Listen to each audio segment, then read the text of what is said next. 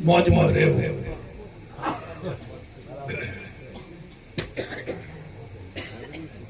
આપણે આનંદમાં જ રહેવું છે, બીજું આપણે ઉપાધિમાં રહેવું નથી. હવે આનંદમાં રહેવા જઈએ છીએ, થાય હોય ઉપાધિ થતી હોય તો કહેજો. આપણે રહેવું છે તો આનંદમાં, પણ આનંદમાં રહી શકતા નથી ને ઉપાધિમાં જતા રહીએ છીએ. એનું કારણ શું?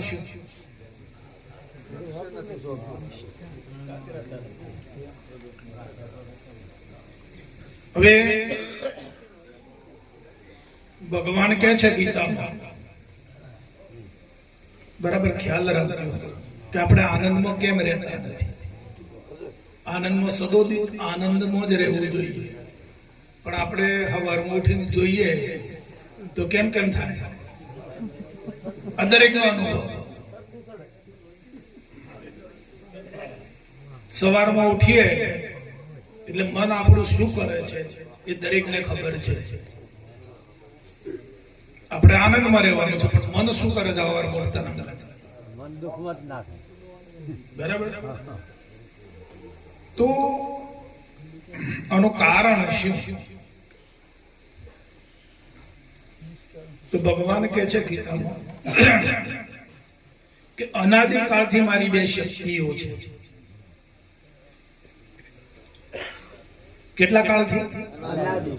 અનાદિકાળથી મારી બે શક્તિઓ છે, અને એ બે જોડે જોડે છે. બે જોડા જોડ છે. એક પરાશક્તિ છે અને એક અપરાશક્તિ છે. આપણો બાપુએ કીધું કે ચેતન શક્તિ છે અને જડ શક્તિ છે. આ બે શક્તિ જોડા જોડ છે. કેવી રીતે જોડા જોડ છે? તો કે આપણે બેનો હવારમાં ભેંસ દોવા બે તે ઓચળમાંથી દૂધ આવે ને, તો દૂધમાં હોય ભેગું પાણી હોય ને. આપણે તો ડેરીમાં જઈએ તાણે ફેટ તો નીકળે કે ભાઈ મોય 8% દૂધ છે કે 10% છે કે 6% છે, બાકીનું બધું શું છે? તો બેને રેડ્યું પાણીમાં કે સાથે આવી. બરાબર સમજી લેજો.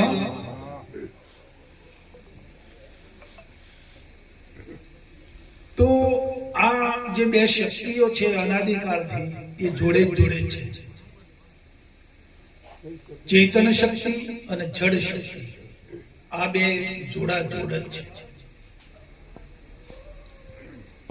પણ આ બે શક્તિઓ અલગ થાય, વેરો થાય, એનો કોક તમને એવું મળી જાય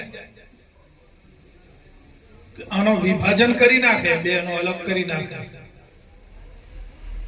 ચેતનને અલગ કરી નાખે અને જડને અલગ કરી નાખે.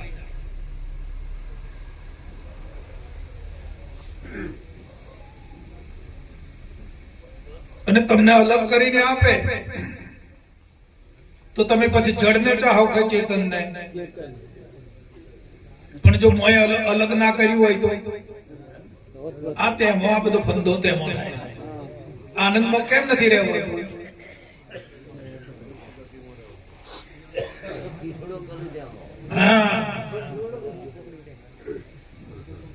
મહારાજે તો આપણને અલગ કરી આપ્યું છે. જડ ચેતનનો અલગ ભાગ કર્યો છે. બાપુજી કહે છે કે દેખાનારે દેખાનાર અને બોલનારે બોલનાર. બોલનાર કદી દેખાનાર નહીં થાય અને દેખાનાર કદી બોલનાર નહીં થાય. આ બે વિભાજન કર્યું છે. અને આ બે વિભાજન કરીને વચમાં તમને બેહાડ્યા છે. બાપુજી કહે છે કે એક બાજુ તમારો વસ્તાર છે અને એક બાજુ તમારો માલિક છે. એવું નહીં બોલે? અને વચમાં તમે છો. જણને જીવડાવો, પરિણોને પાળો, અને એક બાજુ તમારો માલિક છે.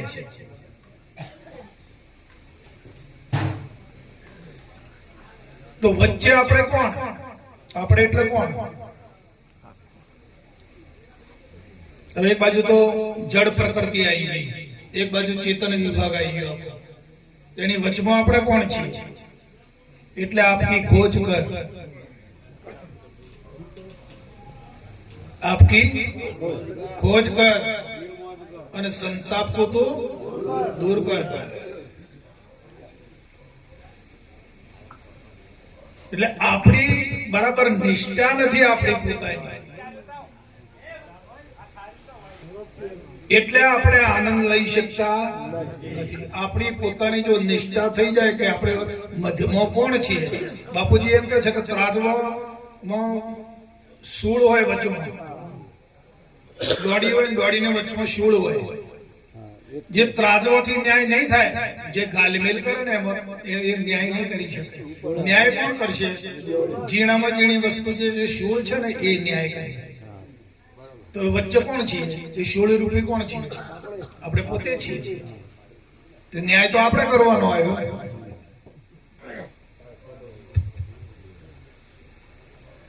હવે આપણે પોતે પહેલા આપણે પોતે નક્કી કરવું પડે કે આપણે પોતે કોણ છીએ અને આપણે શાની જરૂર છે. આપણે પોતે પોતાને નક્કી કરીને હા કહેવાય અને આપણે તો પેલાની આ જરૂર છે અને પેલાની આ જરૂર છે. दुग्धमा दोनों जाए कि ना जाए? कीड़ी चोखा लेके चली, बीच में मिल गई दाल, दो दो बातों नहीं बने, चोखा लेकर दो दाल लाए. બે વાતો છે, મધમાં તમે છો. હવે તમારે શું લેવું? આનંદ લેવો કે ઉપાધિ લેવી? તમારે નક્કી કરવાનું. જો તમે આનંદ તમે લઈ લો, और बापू એ પછી બીજી એક યુક્તિ બતાવી કે કાં તો તું બધું સોંપી દે અને કાં તો બધું લઈ લે. અડધું તારું ને અડધું મારું કરીશ. તો આપણે શું કરવું બોલો? આપણે બધા થઈને નક્કી કરો. સોંપીને રહેવું સારું કે લઈ લેવું સારું? હે બોલો લાલ કાકા, શું કરવું? સોંપી દેવું સારું? તો આપણે સોંપ્યું? હે સોંપ્યું તો પછી હા તો સોંપીને આપણે આવ્યા, આપણે ગુરુ મહારાજ ને સોંપીને આવ્યા, તો એ ગુરુ મહારાજ નું છે એવું માન્ય થયું? સોંપી દીધું, ભલે આપણે બોલ્યા કે આજથી તન મન ધન મારા ગુરુ મહારાજ નું સમર્પણ કરું, સોંપી તો દીધું બરાબર. તો કોને સોંપ્યું? ગુરુ મહારાજ ને સોંપ્યું. તો આ ગુરુ મહારાજ નું છે એવું માન્ય કર્યું આપણે? હા, તો એ આ ભૂલે પડે છે. ગુરુ મહારાજ લેવા આવતા નથી. કેમ ગુરુ મહારાજ લેવા નહીં આવતા? ગુરુ મહારાજ લેવા આવવાનું છે, બધું છે જ ગુરુ મહારાજ લોકો જીવન. ગુરુ મહારાજ મને લેવાનું શું આવે? બધું છે જ ગુરુ મહારાજ.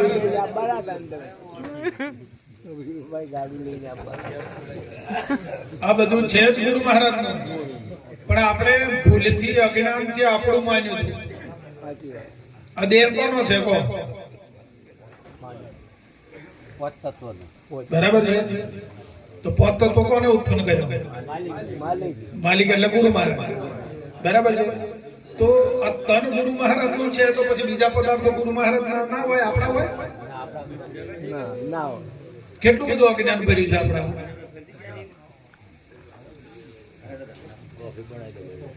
એટલે ગુરુ મહારાજ લેવા નહીં આવતા અને આપણે આવતા નથી, એમ છે?